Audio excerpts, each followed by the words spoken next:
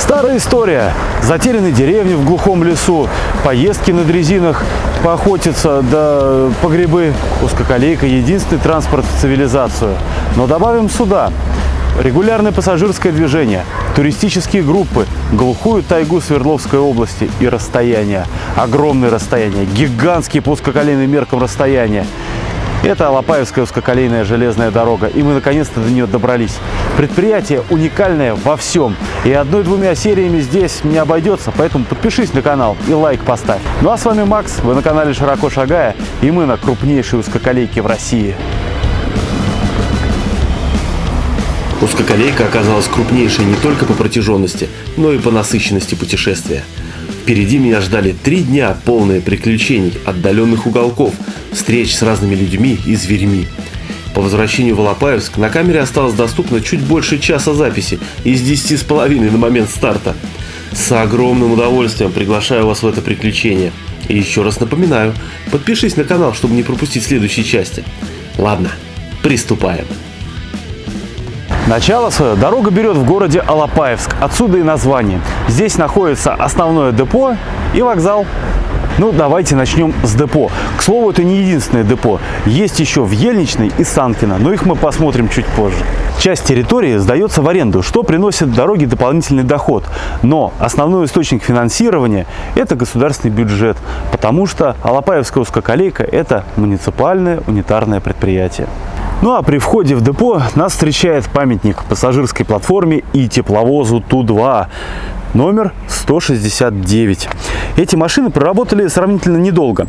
Прибыли в Алапаевск с 58 по 61 года. Находились в эксплуатации до 1982. Почти все они были списаны и порезаны.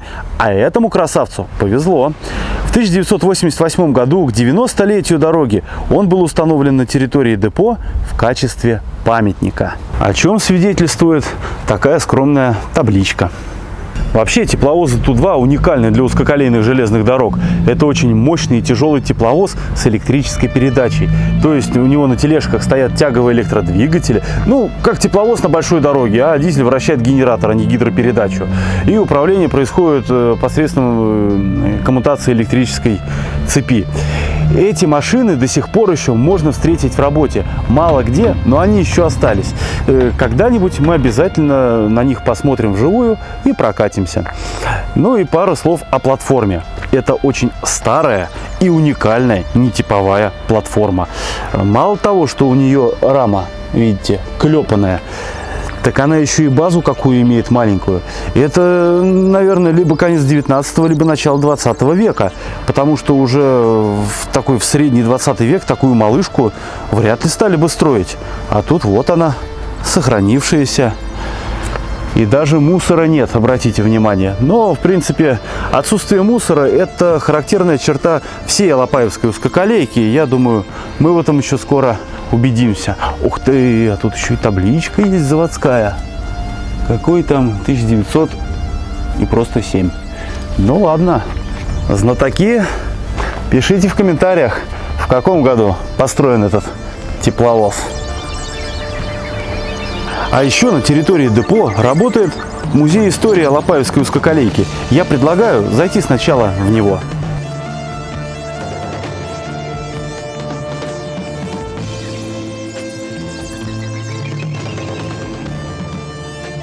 А вот, друзья, вход в музей. Эх, кто знает, куда мы сможем доехать. По крайней мере, мы сейчас вот здесь. Вот такая вот огромная сеть когда-то была, и как мало от нее осталось.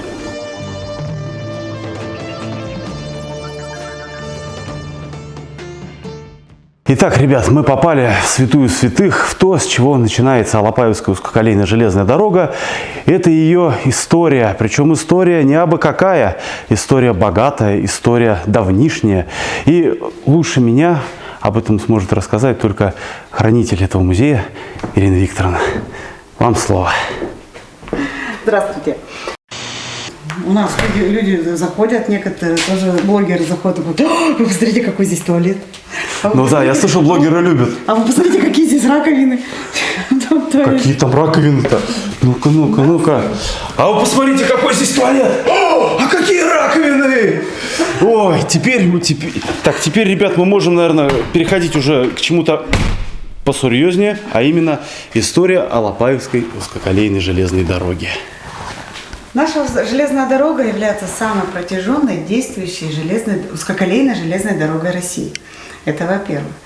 И такое богатство есть только у нас в маленьком городе Алапаевске. Начинается она у нас в городе Алапаевск и заканчивается она у нас в поселке Калач. И есть действующее ответвление Чернышовка-Березовка. Общий протяженный магистральный путь на данный момент составляет 177 километров. Из того пика, то, что было 620 километров, на данный момент удалось сохранить и в рабочем состоянии всего лишь только 177 километров. Пассажирские сообщения ходят от Алапаевска до Санкина, и от Санкина до Калача, и от Чернышовки до Березовки. То есть по всем направлениям у нас ходят пассажирские поезда. Помимо пассажирских у нас есть еще и грузоперевозки. Так что наша железная дорога – это действующее предприятие. Многие говорят, что она уже не работает. Нет, она все еще работает, продолжает наслаждать радостью своих туристов, ну а также помогает местным жителям добираться до районного центра и до города. Строительство железной дороги было связано напрямую со строительством Алапаевского металлургического завода. В 1696 году в Алапаевском районе была найдена железная руда. В 1702 году началось строительство Алапаевского металлургического завода. Изначально город Алапаевский металлургический завод, в то время железоделательный, был построен на реке Алапаиха. Это была маленькая речка, в принципе, она до сих пор такая небольшая речушка. Но выбор пал именно на эту реку, потому что самый ближайший рудник к этому заводу был, это Кукуйская яма. Через 126 лет завод перенесли на более полноводную реку, на реку Нейва, где он, в принципе, сейчас территориально и находится. Но все это время на завод доставляли все необходимое, железную руду и все остальное с помощью гужевого транспорта, то есть с помощью лошадей. Ну, Урал – это у нас штука непредсказуемая. Зимы у нас бывают много снежные. Лошади в какой-то момент просто-напросто не могли проехать. И тогда был вызван француз Артур Иллеро, тот самый бородатый мужчина на нашем стенде. Он приехал на местность и посмотрел, что да, мощности у завода есть, завод стоит уже на более полноводной реке, на реке Нейва. И он предложил построить здесь у нас круглогодичную железную дорогу. Выбор пал именно на узкую колею, потому что положить ее практически можно на любой грунт, ну и в принципе использовать ее уже круглогодично. И строительство дороги началось в 1895 году, о чем свидетельствует вот этот памятный камень, который заложили строители дороги в 1895 году в основании одного из мостов. На нем видно цифры 1895. Это год начала строительства дороги. Царский герб, потому что все это проходило во времена царской России, символика Министерства путей сообщений, а также буквы А, З, Ж, Д. Алапаевская заводская железная дорога. Дорога изначально называлась заводской. Узкоколейная стала называться гораздо позже. Кстати, именно с этого экспоната и началась история нашего музея. Его откопали в 1980 году строители, когда происходил ремонт моста. Ну и притащили к нам в музей. А на каком мосту это было? Он сейчас еще существует? Этого моста уже нет. Это был поваренный мост недалеко от города. Сейчас этого моста уже нет, там просто насыпь. Но камень все еще у нас стоит. Самое главное. Самое главное, да. В первую очередь дороги, первые 56 километров от станции Алапаевск до станции Мукай строили вручную. Строили как мужчины, так и женщины. Это был адский труд, потому что весь ландшафт, по которому в дальнейшем проходила железная дорога, приходилось выравнивать руками. А из инструментов были только кирки, лопаты да тачки. Соответственно, а так как строили дорогу круглогодично, очень много строителей просто-напросто болели и умирали. Ну и жили строители в не совсем комфортных условиях, жили они в таких вот шалашах. Почему шалаш? Потому что это было временное убежище, которое можно было построить моментально, разобрать и переехать на новое место. И так продолжалось ровно 3 года. И 12 июля 1898 года пошел первый поезд в количестве 8 вагонов от станции Алапаевск до станции Мугай, груженным древесным углем. Управлял паровозом машинист Сычев. Вот можете посмотреть его на нашем стенде. Серьезный дяденька такой. Серьезно такой. С проницательным взглядом, я бы У нас, сказал. в принципе, все машинисты того времени, они достаточно такие в возрасте, ну и, в принципе, такие уже Статные мужчины. статные мужчины, да. Ну да, глупых лиц не замечено. Взгляд у всех волевой. Да, потому что в машинисты брали людей грамотных. Машинисты считались более... Им доверяли в поселках. То есть, если человек имел в поселке, допустим, в селе в какой-то статус, то его приглашали в проводники, обучали, ну и, соответственно, он потом работал на дороге. Именно у проводников, у машинистов были денежные средства. То есть, некоторые ходили и занимали, раньше занимали у машинистов, потому что у них была заработная плата, причем стабильная. Первые паровозы, которые использовались в то время, это были паровозы французской системы «Компаунд», потому что дорогу у нас придумал француз, и именно он привозил к нам сюда все свое родное из Франции. Паровозы к нам приходили разобранные по частям, здесь в наших ремонтных мастерских их собирали в единое целое и отправляли уже работать на дорогу. Помимо паровоза французской системы у нас работали паровозы американской и немецкой системы. И только в 1928 году наши советские инженеры изготовили наш первый паровоз Коломенского завода 157-22. Было взято лучшее из их иностранных предшественников. Соответственно, паровоз получился такой маневренный, и он использовался на дороге вплоть до 70-х годов. 1970-х? Да, 1970-х. Ничего себе. Да. Какой долгожитель. Видимо, очень удачная конструкция. Ну, во-первых, запчасти. Запчасти уже были то есть, у нас в стране. То есть не надо было их долго-долго ждать, когда они прибудут из-за границы. То есть все необходимое можно было найти уже именно у нас в стране. Удобно. Конечно, удобно. Основная масса, которая перевозилась по узкоколейной железной дороге, помимо железной руды, это был все-таки древесный уголь. Потому что в то время вся металлургия работала именно на древесном угле. Его заготавливали вдоль всего основного магистрального пути в поселках, в которых жили углежоги. Углежоги – это те люди, которые занимались заготовкой древесного угля. Занимались, то есть заготовку делали двумя способами. В любом случае это был открытый способ. Или выкапывали большую яму, куда складывали древесину и закрывали все, вверх закрывали дерном. Или наоборот делали большой кучей, вот можете на репродукции посмотреть, вот вверху.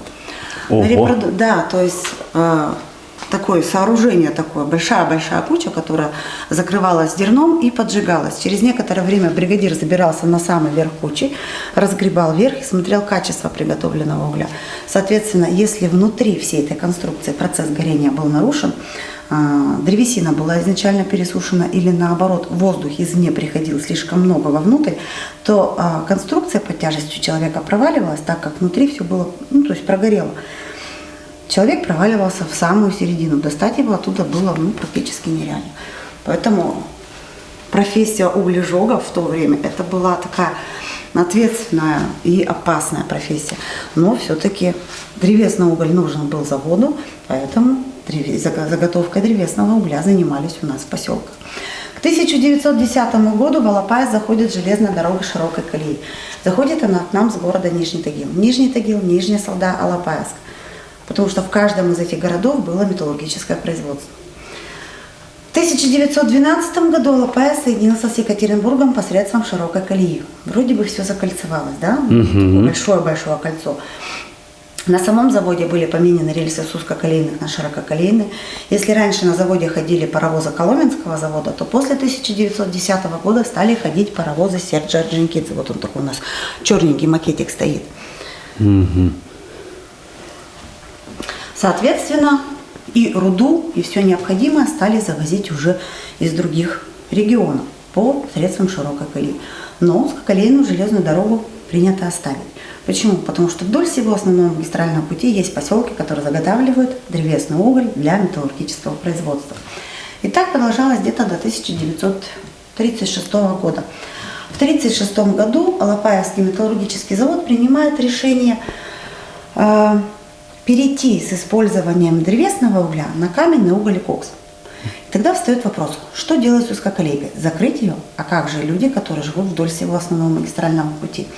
И тогда металлургический завод отправляет прошение на то, чтобы выделить АУЖД в единую самостоятельную единицу. То есть не в составе какого-то предприятия, а в единую самостоятельную единицу. Но посредством того, что как она будет сама себя обрабатывать, в то время это еще не решилось. И тогда завод передал узкоколейную железную дорогу от металлургического предприятия к деревообрабатывающему. Узкоколейная железная дорога стала входить в предприятие Алапаевск-лес. И с 1936 года узкоколейная железная дорога стала перевозить древесину. Древесину, кстати, она перевозит и до сих пор. У нас очень богатый край лесом, поэтому древесину у нас все-таки врубают и ввозят для нужд наших предприятий. Наступает тяжелое время для всей нашей страны. Это Великая Отечественная война. Мужчины уходят на фронт, их место занимают женщины. Женщины выходят работать машинистами паровозов. Женщины выходят работать на дорогу монтерами путей. Монтер путей – это тот человек, который поддерживает в рабочем состоянии железнодорожное полотно. Неважно, какое оно, узкоколейное или ширококолейное. Рабочим полотно надо поддерживать всегда. Да. Основной инструмент путейских работников – это путейская лапа и путейский молоток. С помощью путейского молотка забивают костыли, это такие специальные гвозди.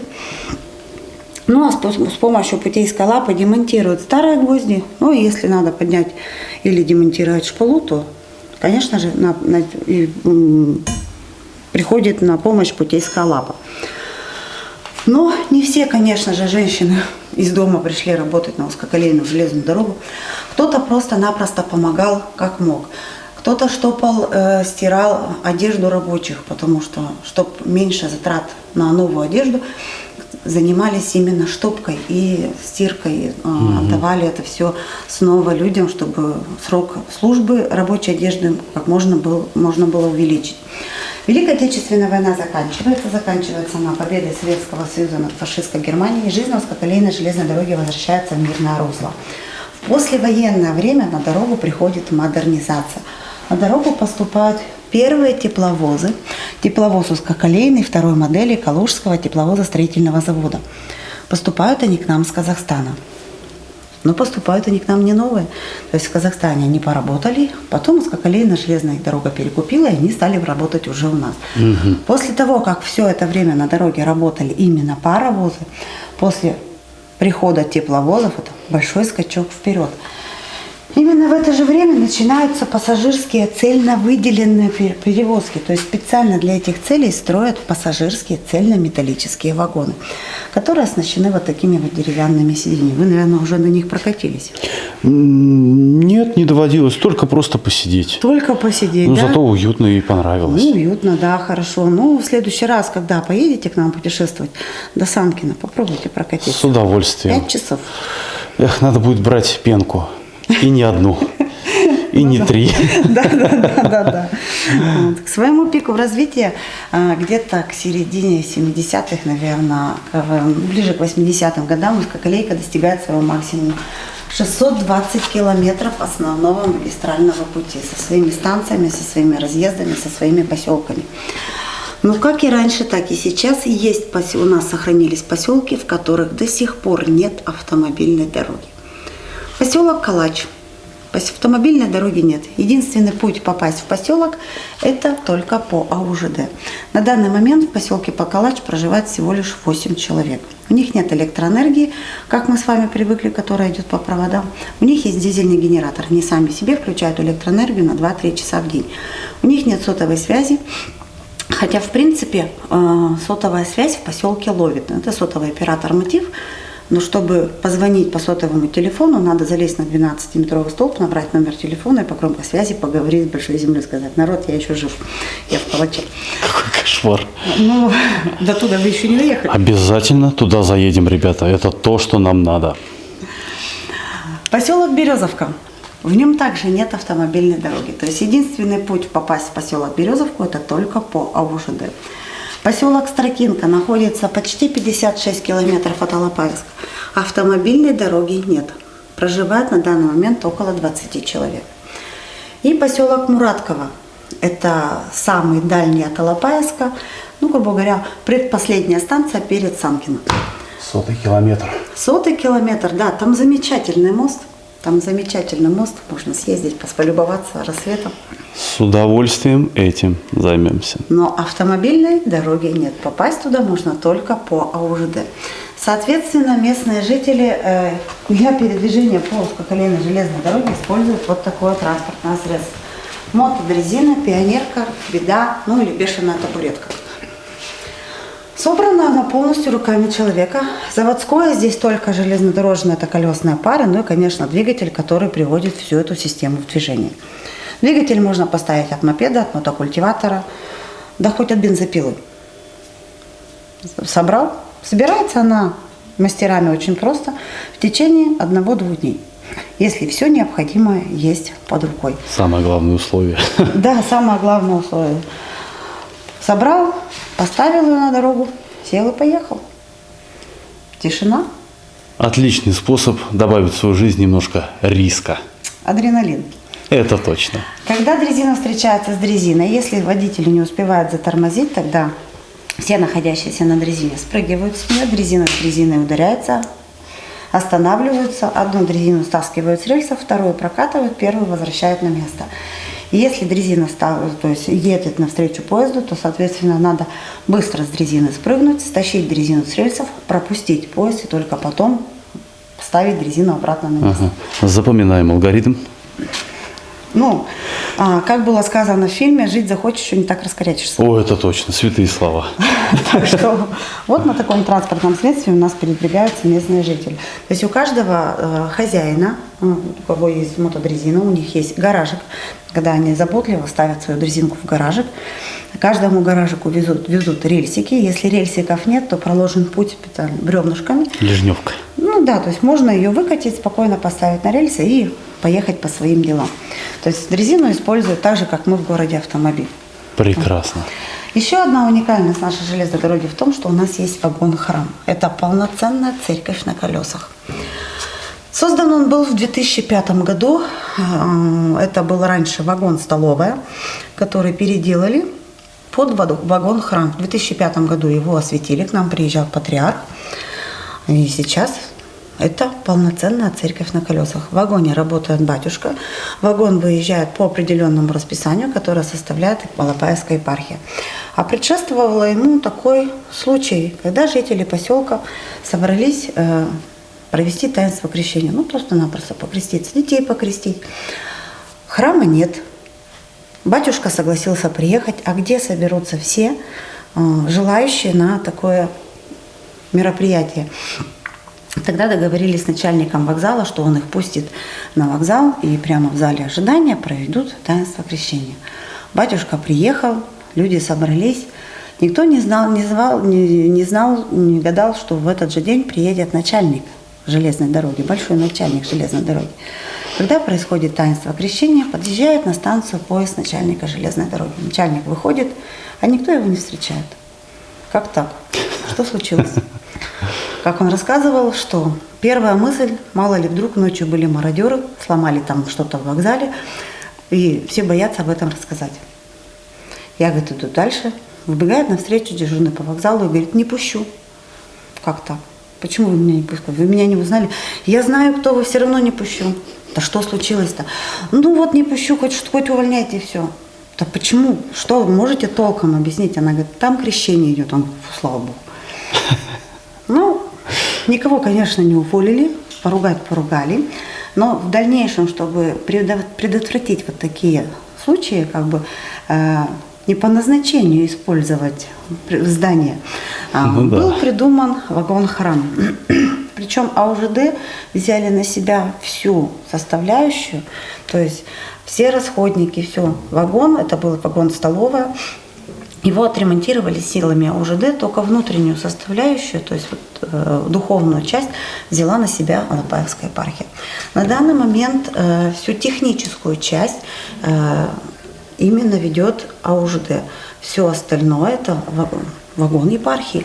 Вагон просто так в вагон не попасть. Он находится под замком, потому что там все-таки имущество, которое принадлежит епархии. Если в поездку вагон отправляется, то в вагоне обязательно есть батюшка. То есть вагон приезжает на станцию, там он ставится на запасные пути. И все это время, пока вагон стоит на станции, вагон работает, там находится священный работник Алапаевской епархии. Да. Сами местные жители говорят, что хотелось бы, конечно, побольше, почаще, чтобы вагон в храм приезжал. Но есть определенное расписание, которое составляется епархией, согласовывается с АУЖД, и когда есть надобность, то есть вагон прицепляют к пассажирскому поезду, и вагон едет на станцию. Удивительно. Да. Здесь у нас представлен кабинет начальников дороги. За нашу 125-летнюю историю у нас собралось очень много руководителей. Список неполный. После Валерия Анатольевича Канахина на должность заступил Олег Рудольфович Пулатов. Сейчас он у нас глава Алапаевского района. После Олега Рудольфовича на должность заступила единственная женщина из его списка. Елена Васильевна Основина. Сейчас нашей дорогой управляет именно женщина.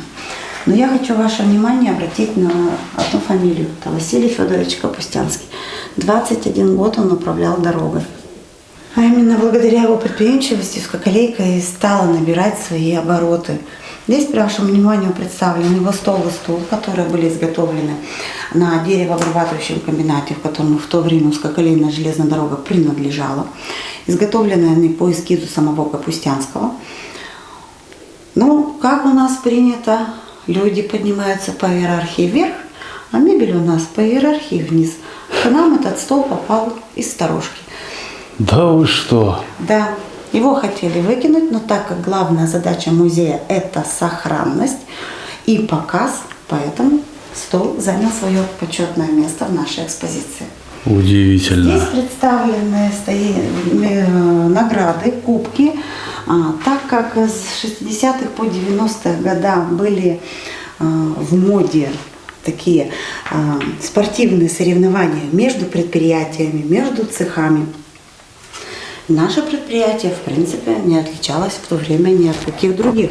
Наши сотрудники участвовали и в футбольных мероприятиях, и в эстафетах, и в волейболе. То есть почти в каждом виде спорта у нас были свои представители. Ну и, соответственно, это только часть наград, которая, грубо говоря, удалось сохранить к этому моменту, к этому периоду.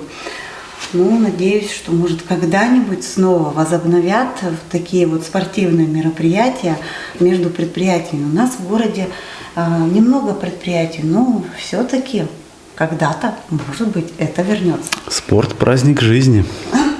Да.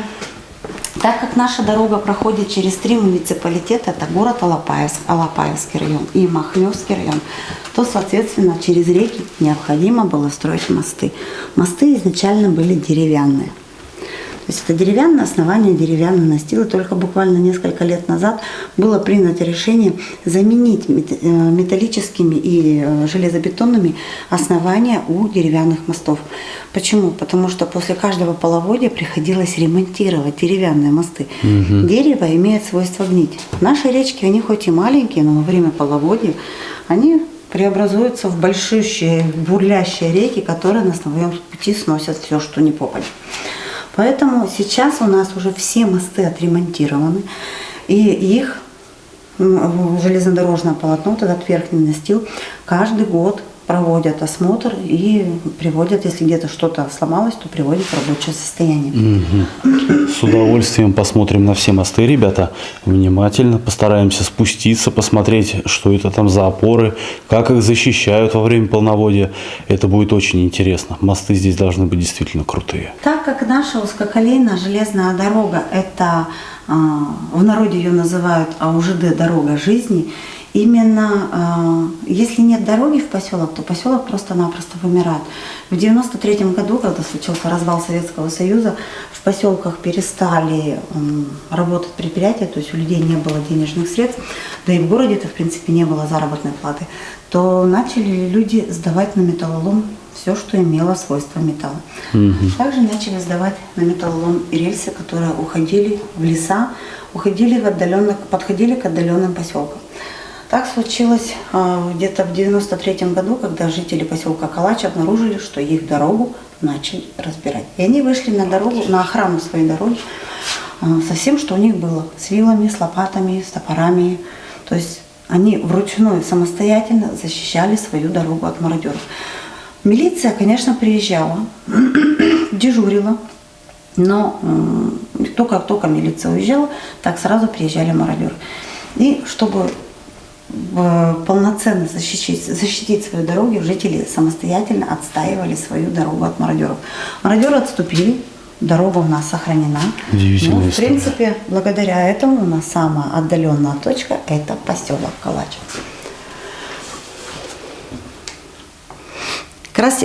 Кстати, последний мост, который был отремонтирован, мост через речку Санкина, вот как раз перед поселком Калач, его отремонтировали буквально 2 года назад. Ремонт моста занял 2 года, потому что, опять же, транспортная доступность. Именно в эту местность, кроме как по УЖД, больше никак не попасть. Мост маленький, через маленькую речку Санкина знаменит еще тем, что когда здесь находился старый мост в 70-х годах, с этого моста упал наш последний паровоз, который до сих пор находится там, глубоко в земле, в болоте. Вот. Достать его оттуда не является возможным. Почему? Потому что, опять же, транспортная доступность. В эту местность можно попасть только по УЖД. Чтобы его достать, нужен большой тяжелый кран. К сожалению, у УЖД нет таких средств, чтобы достать последний паровоз, который использовался на узкоколейной железной дороге. Поэтому он до сих пор там лежит. И мы надеемся, что когда-нибудь к нам прилетит волшебник на голубом вертолете. Да, можно сказать, что на золотом. На голубом вертолете достанет нам наш паровоз, и мы его поставим во главе нашей экспозиции, которая у нас стоит на улице. Еще я вас хочу познакомить с уникальным экспонатом. Это жезловый аппарат с жезлами. Если по-простому сказать, с помощью него разъезжались 2 поезда на однопутной дороге. Такие аппараты стояли на каждой станции. С одной станции на другую приходил электрический сигнал. На одной станции аппарат замагничивался, на другой размагничивался. Ну и, соответственно, дежурный доставал жезл, передавал его машинисту. Машинист получал жезл, значит, он имел право проехать закрытый перегон первый. Но принцип действия, если по-простому сказать, более понятным языком, принцип действия эстафеты. Эстафету бегали? Ну, конечно. Бежим когда? Когда в руке жезл. Палочка, да, нам передали палочку, мы побежали. Здесь также машинист имеет право проехать только тогда, когда дежурный по станции ему передал жезл. Но бывали случаи, когда надо было пропустить, допустим, груженный состав через все станции, от станции отправления до конечной станции. Потому что если поезд заедет на стоянку, допустим, то хвост поезда просто-напросто перекроет выезд со станции, тогда смысла нет тогда кого-то где-то пропускать. Все столпятся на одном месте. И тогда было принято, тогда в дело вступал вот такой вот жезлоподаватель. Дежурный по станции самостоятельно доставал жезл, вставлял его в жезлоподаватель. Машинист притормаживал свой состав до скорости человека, высовывал руку из окна, дежурный по станции набрасывал ему жезлоподаватель на плечо. Машинист забирал эту конструкцию в кабину, внимательно изучал, тот ли ему жезл дал машинист, то есть до следующей станции он имеет право проехать, потому что на каждом жезле было написано, с какой до какой станции нужно проехать. Да. Сейчас вот даже можно посмотреть. Пожалуйста. Ага. Машинист получал жезл, ехал до следующей станции. На следующей станции ему опять надо было, то есть проехать ее ходом. Он выбрасывал жезлоподаватель из окна, снова получал новый, с новым жезлом, с новыми станциями и ехал так. И так он передвигался от станции к станции, тем самым освобождая поезд освобождая путь для тех поездов, которые идут навстречу. То есть они стоят, ждут, когда состав груженный пройдет и освободит им дорогу. Ну и под конец я хочу вас познакомить с нашим уникальным экспонатом. Это стационный колокол. Такие колокола стояли на каждой станции. С помощью них жители отдаленных лесных поселков узнавали о том, что поезд прибыл на станцию. Поезд отправляется, ну а если в поселке случалась какая-то беда, то дежурный по станции во всю мощь колотил в колокол для того, чтобы жители прибежали на помощь соседу своему. Был даже написан специальный кодекс правил, причем написан для всей железной дороги, не только для узкоколейной. Написали его в Петербурге, где было прописано, что 1 удар колокола — поезд прибыл на станцию, 2 удара колокола — пассажиры могут пройти в свой вагон. Причем пока не прозвучат 2 удара колокола, пассажиры обязаны были находиться в здании вокзала под крышей, а не как сейчас мы привыкли стоять на перроне под зонтиком, если идет дождь. Именно под крышей. Как только звучат 2 удара колокола, пассажиры выходили и занимали свои посадочные места. 3 удара колокола означает то, что поезд может трогаться в путь. В нашем музее этот колокол напоминает нам, конечно же, о нашей узкоколейной железной дороге и все-таки о нашем металлургическом заводе. Потому что отлит он на нашем заводе из нашей алапаевской руды, которую доставили на завод с помощью нашей узкоколейки. В нашем музее есть тоже небольшая традиция, где 3 удара колокола означают то, что наша небольшая экскурсия подошла к концу. Спасибо большое за внимание. Спасибо.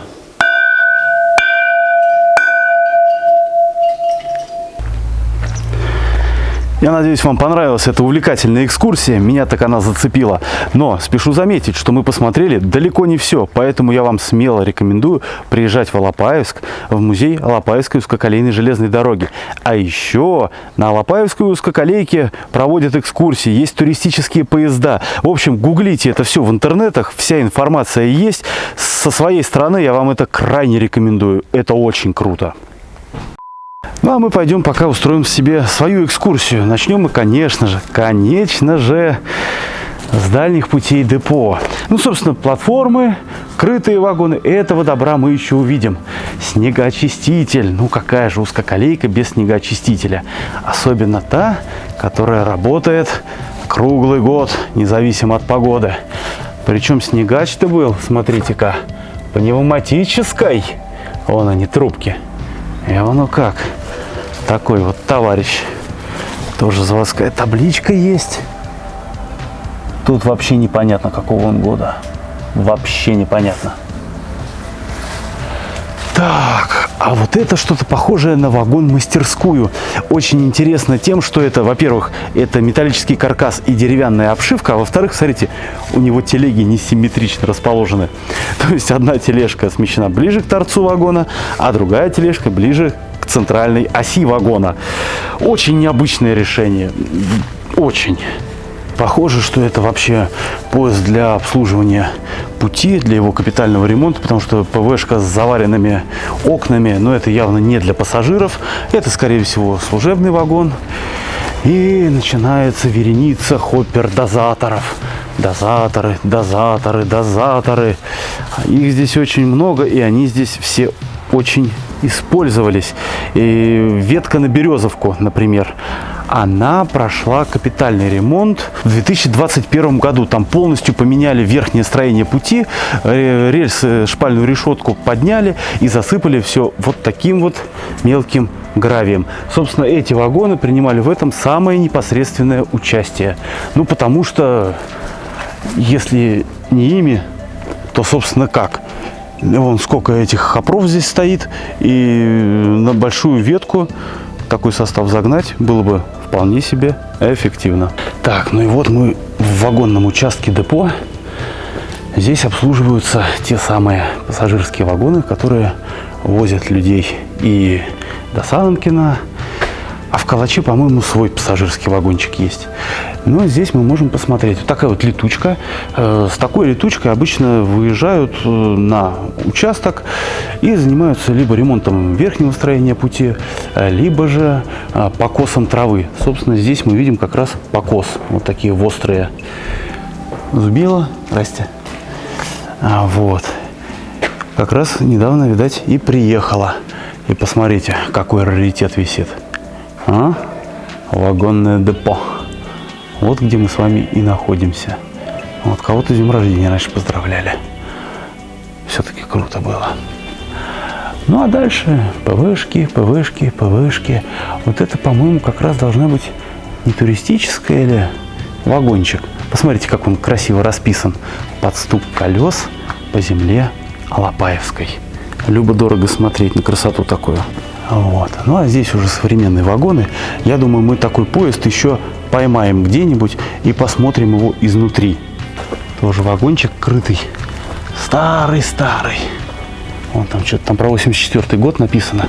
Это, скорее всего, дата последнего ремонта этого вагона. Сейчас, собственно, используется как какая-то сараюшка. А здесь локомотивное депо. Он сколько стоил? Раз, два, три, там четвертое. К пятому нет путей, к шестому тоже. Только там обгонные. Пойдем быстренько глянем. А вот здесь вот хранятся локомотивы Алапаевской дороги. Тепловозы. Вон, посмотрите, какая четверка красивая. Красная. Как огонь опасная. Все выкрашены. Все просто в идеале. Любо-дорого смотреть. Или вот, например. Обалдеть. Ту-7 1915. Вы полюбуйтесь, ребята, на это. И герб не то что не сняли. Его покрасили как следует. И даже... Вот, кстати, вот эти штуки называются лягушки. Они служат для постановки на рельсы сошедшего с рельс подвижного состава. И даже, знаете, еще тут есть. Во! Не знаю, как вы, такое я никогда не видел. И это просто убер круто, друзья. А здесь еще одна семерка стоит. По окрасу они чуть-чуть отличаются. Если на этой прям красное знамя, то на этой светоотражающие полосы, флуоресцирующие. Тоже очень круто. И посмотрите, остекление какое шикарное. Все чисто, все с иголочки. Вообще складывается ощущение, что мы не где-то в депо на узкоколейке, а на каком-то предприятии находимся. Музейном, я бы даже сказал. Это больше действительно похоже на музей. Почему тепловозы такие чистые, почему так вкусно пахнет краской? Ребят, это достойно, если не восхищения, то уважения так точно. А тут еще есть перпендикулярная узкоколейка, причем тоже 750. А ведет она тоже в продолжение депо.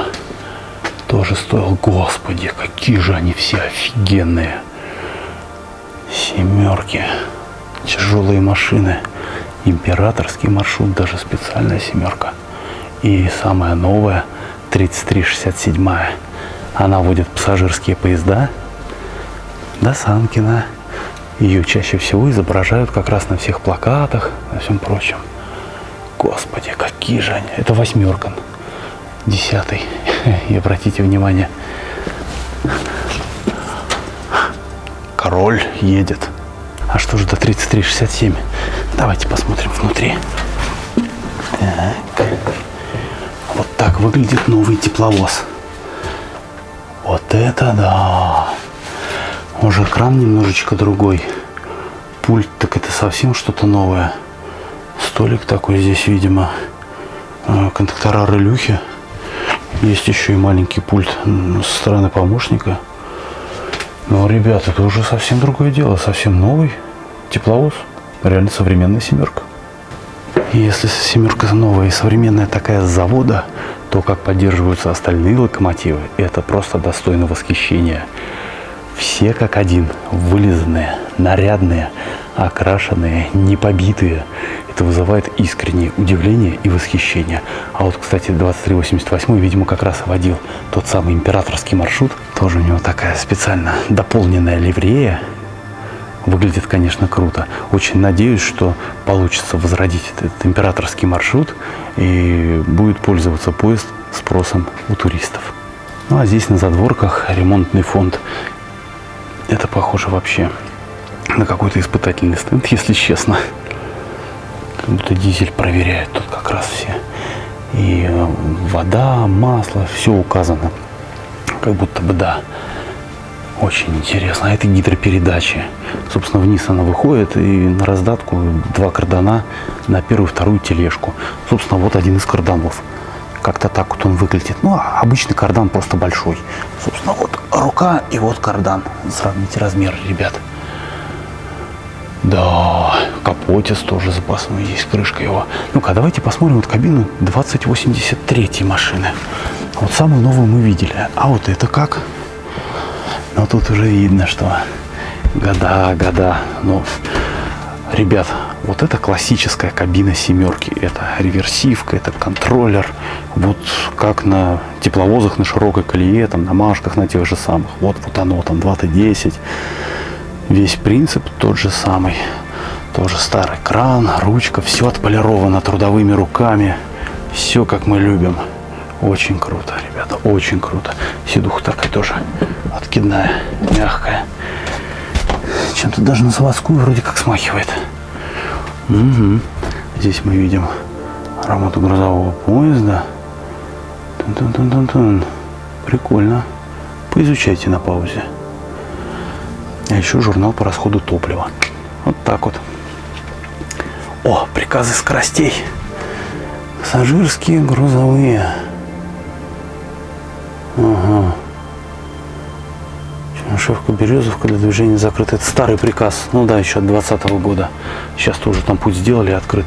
Ну и, соответственно, динамики для рации. Вот она рация, вот ее прям блок питания. Угу, да. И аж 2 вентилятора. Этим летом очень актуально.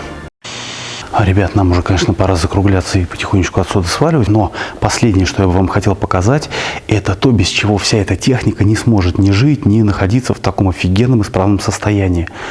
Это ремонтная база, это станки.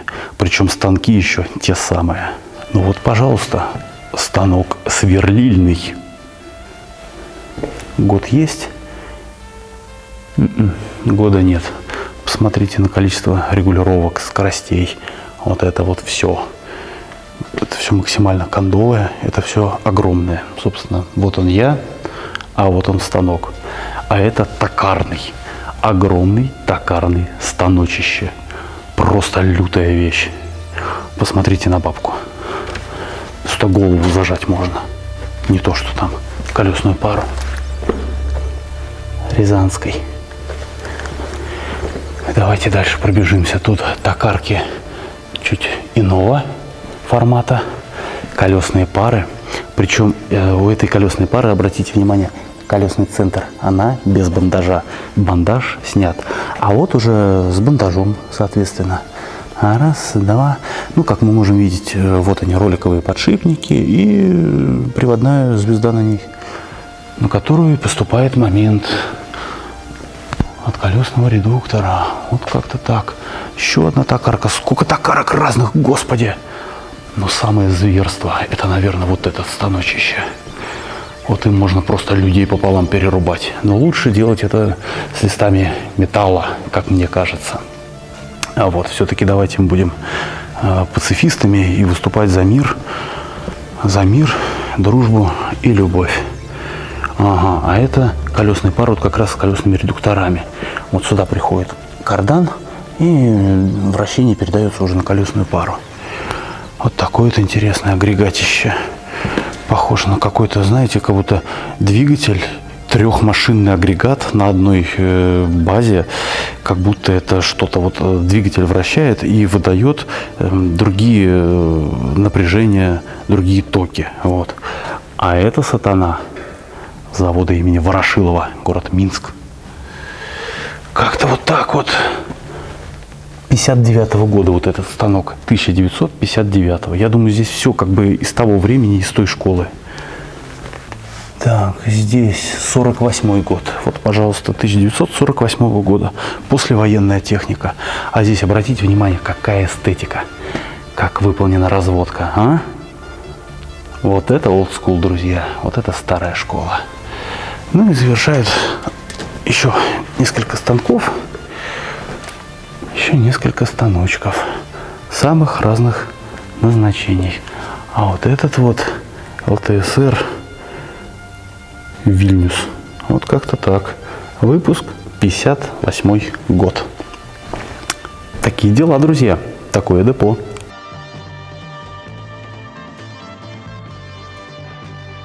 На этом я предлагаю закончить осмотр деповских закромов и цехов и приступить уже к нашему с вами путешествию.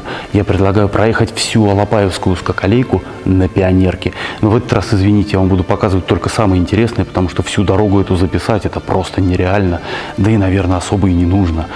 Так что вперед, разгружаем, ставим дрезину, посмотрим зал ожидания и вперед.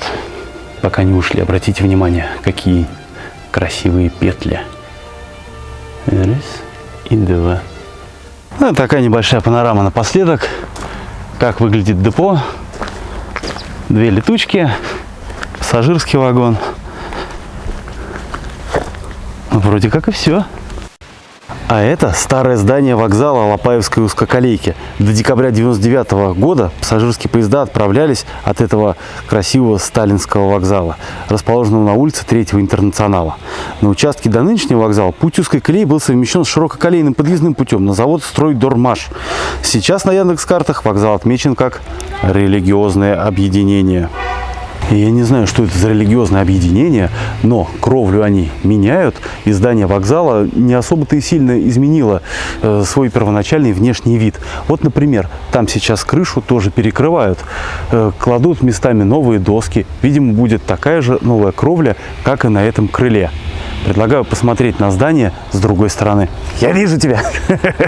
Вообще сложно сказать, что здесь сейчас находится, но висит кондиционер и есть видеонаблюдение, который следит за тем, как барышня возделывает сад. К чему бы это? А вот так это здание выглядит с торца.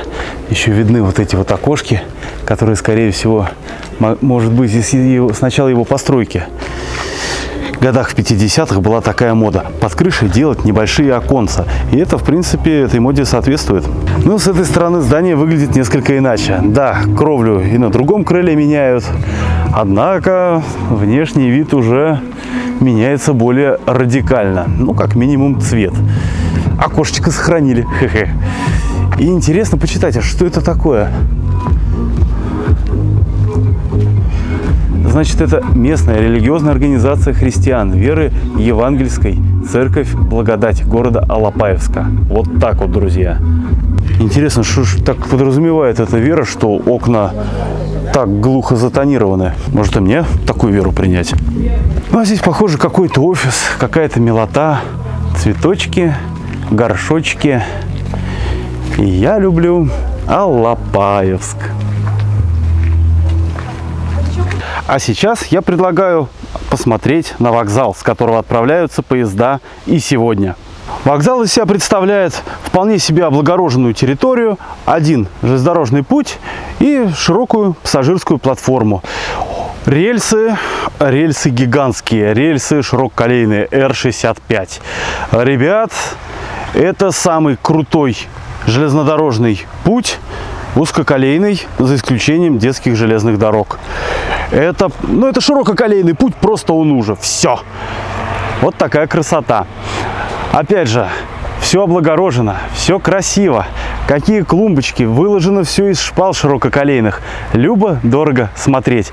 Когда-то это была проходная на территорию депо, но сейчас это зал ожидания. Работает он по дням отправления поезда с 17 до 19 часов.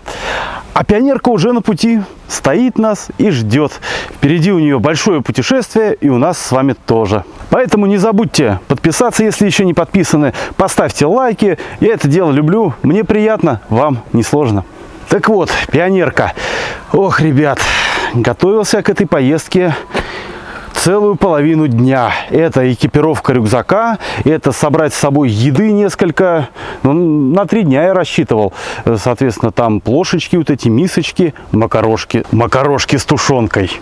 Здесь все для зарядок, всякие зарядки, аккумулятор, провода, все это есть. Тут флисовка и куча всяких нужных вещей. С собой взял и спальник. Все-таки спать приятнее не на лавке, а укутавшись вот в его теплые недра. Все это покоится на экспедиционной канистре с бензином. Дело в том, что дорога большая и одной канистры не хватит. Это уже проверено практикой. Дело в том, что в 2017 году я со своим братиком уже проезжали эту дорогу на этой же пионерке. Правда, стоял движок немножко другой. Сейчас семисильный Лифан, до этого стоял семисильный Гринфилд. В общем, отправлялись мы с этой же точки. Наш бак был заполнен полностью. И дрезина съела бак, целую канистру и еще один бак.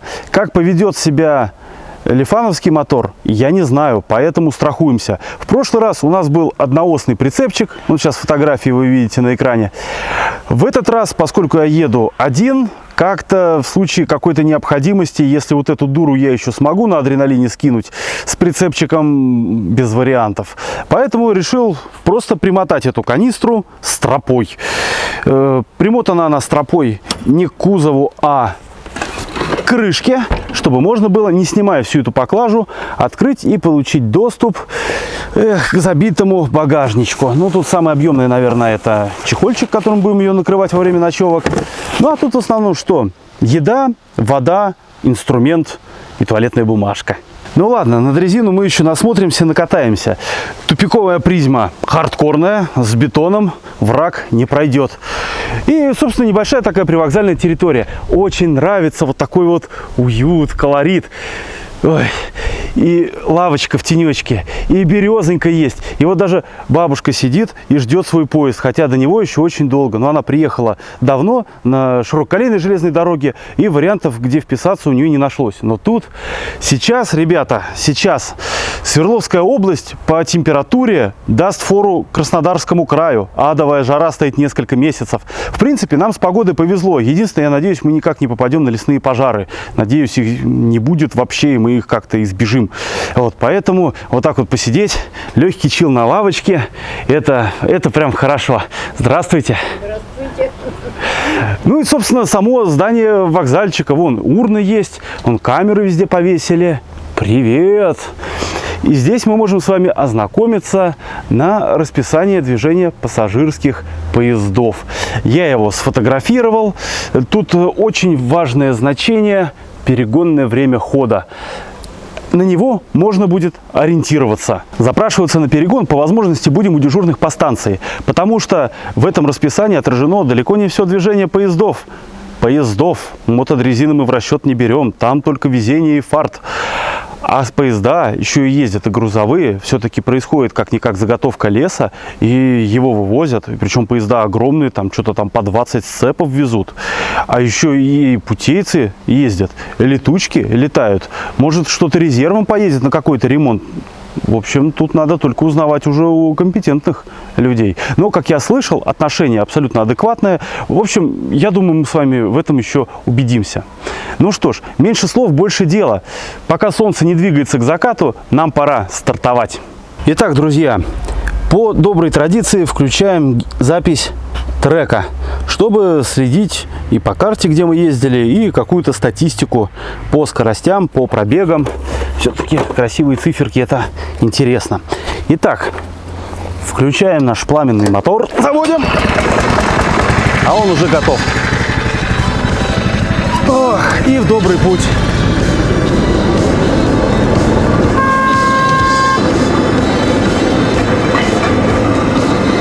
Покидаем вокзал Алапаевска. Этим орбитами, путями неизвитыми, прошит метеоритами простор. Оправдан риск и мужество, космическая музыка вплывает в деловой наш разговор. Какой-то дымки матовой, земля в иллюминаторе, вечерняя ранняя заря. А сын грустит о матери, ждет сына мать, а сыновей земля.